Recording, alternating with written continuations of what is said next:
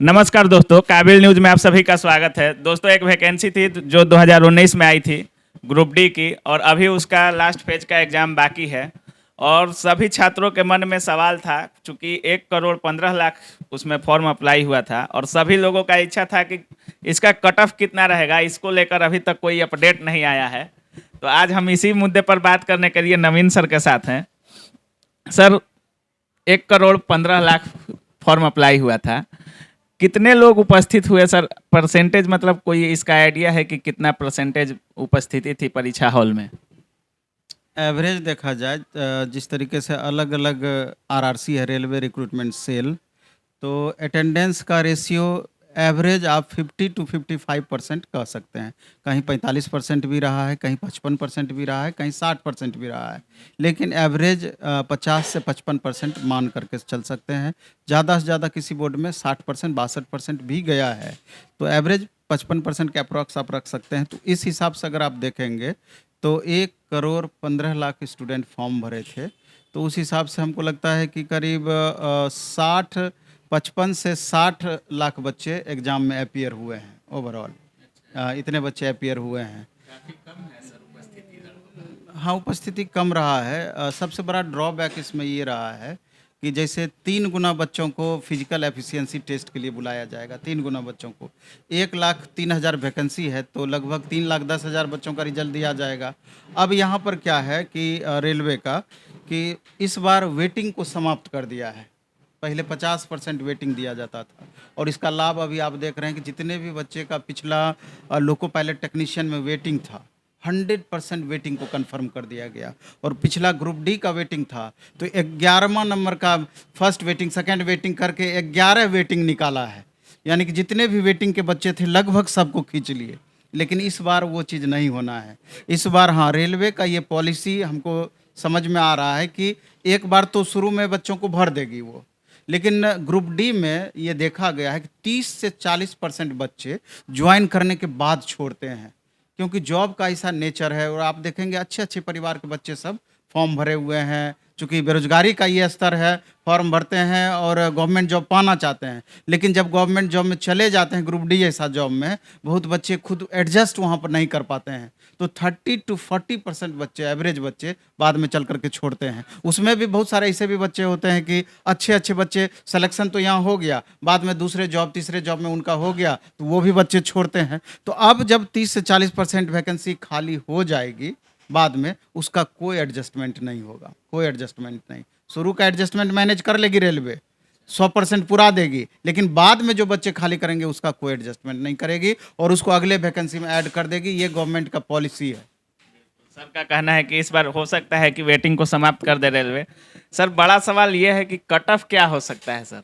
क्योंकि चूंकि last phase का ही एक बचा हुआ है और काफ़ी कम अंतर हुआ है हर फेज के में, थोड़ा मॉडरेट तो थोड़ा हाई ऐसे ही करते गया है सर।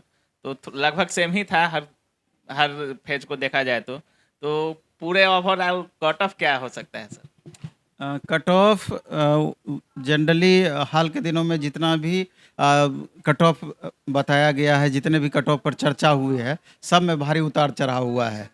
इसको इस तरीके से आप समझ सकते हैं, इसको 2018 के वैकेंसी से थोड़ा सा कंपैरिजन कर सकते हैं। 2018 के वैकेंसी में लगभग 62,000 वैकेंसी थी और इस बार लगभग दुगुना से थोड़ा ही कम वैकेंसी है। लगभग 75% 80% ज़्यादा वैकेंसी है पिछले बार के बनिस्बत। उस बार से तुलना करें, क्वेश्चन का लेवल भी इस बार बहुत ही टफ पूछा जा रहा है, क्वेश्चन का लेवल। हाँ, पिछले बार से खास करके मैथ रीजनिंग तो ठीक है एवरेज, लेकिन उसमें भी कैलकुलेटिव क्वेश्चन है। लेकिन जीएस सेक्शन, खास करके साइंस, इस बार बच्चे को बहुत ज़्यादा परेशान कर रहा है। करेंट बहुत ज़्यादा परेशान कर रहा है, जीएस का अन्य सेक्शन भी परेशान कर रहा है। तो ओवरऑल एक तो ये भी बड़ा कारण है, अटेंडेंस भी एक बहुत बड़ा कारण है कि नंबर ऑफ जितने स्टूडेंट फॉर्म भरे हैं उसके बनिस्बत 50% लगभग स्टूडेंट अपीयर हो रहे हैं। इसके अलावा देखा जाए तो एक बहुत बड़ा कारण जो कट ऑफ को प्रभावित कर सकता है वो परसेंटाइल है। पिछले बार नॉर्मलाइजेशन हुआ था, नॉर्मलाइजेशन में 8 10 12 नंबर तक बढ़ता है, बढ़ा था। और जबकि परसेंटाइल में मुश्किल से 1 2 3 नंबर का फर्क पड़ेगा, इससे ज़्यादा का फर्क नहीं पड़ना है।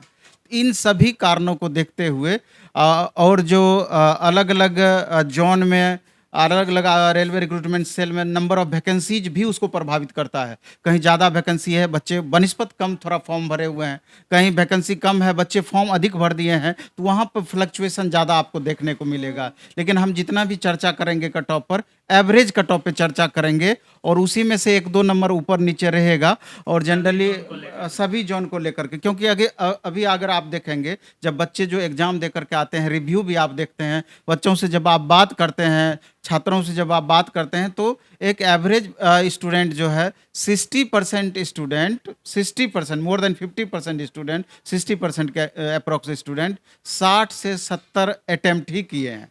60 से 70 10% बच्चे हैं कि 70 से 80 किए हैं, 5% बच्चे हैं कि 80 प्लस में किए हैं, बाकी 25 से 30% बच्चे 60 से नीचे किए हैं, 60 से नीचे किए हैं।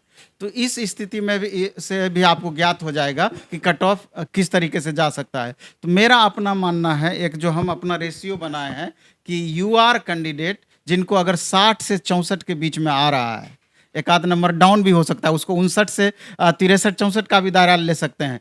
4 से 5 नंबर का मार्जिन इसलिए कि अलग अलग जोन में ये वैरी करेगा और हम अलग अलग जोन वाइज आपको नहीं बता रहे हैं, एवरेज बता रहे हैं। तो 59 से लेकर के 63-64 तक जिन बच्चों को आ जाएगा उनको फिजिकल की तैयारी निश्चित रूप से करनी चाहिए यू आर कैटेगरी में।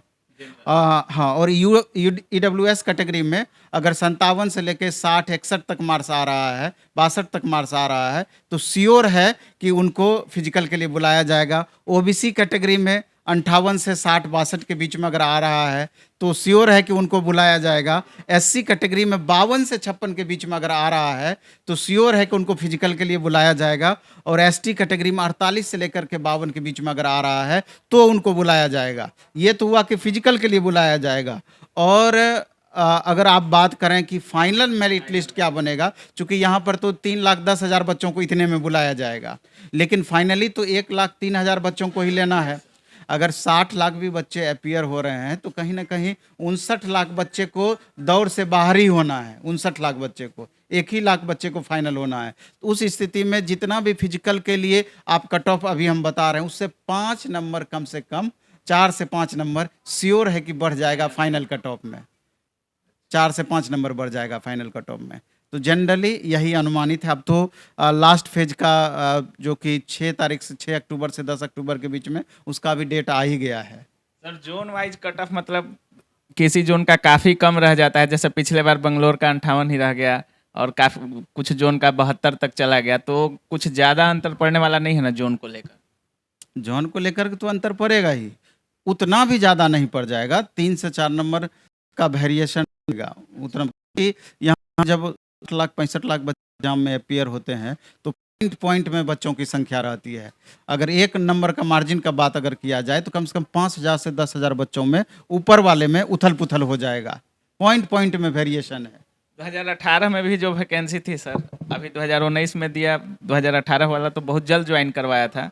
तो इस वैकेंसी में और उस वैकेंसी में कट ऑफ को ही लेकर कुछ ज़्यादा अंतर देखने को मिल सकता है क्या?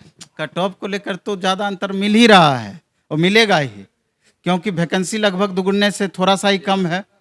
दूसरा बात है कि नंबर ऑफ वैकेंसी के अलावा अगर देखेंगे तो वहाँ परसेंटाइल था, यहाँ नॉर्मलाइजेशन है। लेकिन सर इस बार फॉर्म भी ज़्यादा अप्लाई हुआ है सर। नहीं। पिछले बार 2.25 करोड़ फॉर्म अप्लाई हुआ था, 1,75,00,000 फॉर्म। इस बार 1,15,00,000 फॉर्म हुआ, इसलिए करके भी तो कट ऑफ प्रभावित इससे होगा। तो ये था ग्रुप डी को लेकर कट ऑफ, और आप देख सकते हैं सर पूरा वर्क किए हैं और सर का कट ऑफ कभी भी ज़्यादा अंतर नहीं रहता है बोर्ड से। और रेलवे को लेकर इनसे बड़ा स्पेशलिस्ट तो कोई हो नहीं सकता है, क्योंकि हर अपडेट देते हैं। सब कुछ कहना भी चाह रहे हैं। मेरा कहना उन बच्चों से है कि जो कि अपना संतोषजनक स्कोर नहीं कर पाए। बहुत स्टूडेंट है कि रिजल्ट उनका हो जाएगा लेकिन वो संतुष्ट नहीं है। कारण है कि उनको लग रहा है कि सर हम तो 65 नंबर आ रहा है, मेरा रिजल्ट होगा कि नहीं होगा, क्योंकि जनरली वो देखते हैं 75-80 से कम कट ऑफ नहीं जाता, इसलिए वो कन्फ्यूजन लगता है उनको।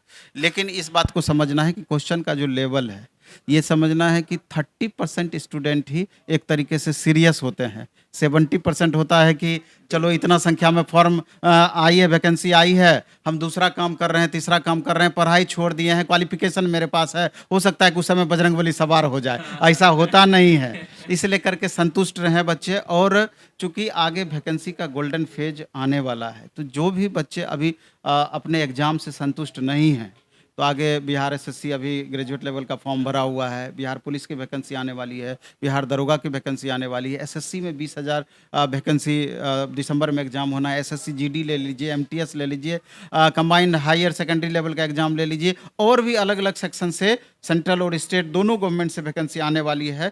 तो अपना बीच में पड़ाव नहीं पैदा कर लेना है कि बीच में हम अब पढ़ाई को ड्रॉप कर दें, बल्कि आप लगे हुए रहिएगा, तभी जाके अगले बार में आपको कंफर्म जॉब मिलने की संभावना रहेगी। क्योंकि वैकेंसी किस कदर कम होता जा रहा है और नंबर ऑफ स्टूडेंट किस कदर लगातार बढ़ते जा रहा है, कंपटीशन किस कदर टफ होते जा रहा है। अगर जॉब आपको लेना है तो ये सोच करके दिमाग में चलना है कि एक सीट से मतलब है और एक सीट पर हम रिजल्ट ले करके रहेंगे, और जो भी कमी रहा है अभी के हाल के दिनों में एग्जाम में, उस पर आप गौर फरमाएंगे और उस कमी को दूर करके अगले एग्जाम में अपना एक सीट पक्का करने का प्रयास करेंगे। तो आप सुन रहे थे नवीन सर को, और सर का कहना है कि जिनका रिजल्ट हो जाता है उनके लिए बहुत ही शुभकामनाएं हैं, और जिनका नहीं होता है 2023, 24, 25 ये सब गोल्डन फेज है, काफ़ी वैकेंसी आने वाली है। तो आप लोग भी हौसला नहीं हारना है और पुरजोर कोशिश करना है, क्योंकि आपको एक ही सीट से मतलब है और वैकेंसी की 2-3 सालों में कोई कमी नहीं रहने वाली है। तो बहुत बहुत धन्यवाद सर आपका। जय हिंद। धन्यवाद।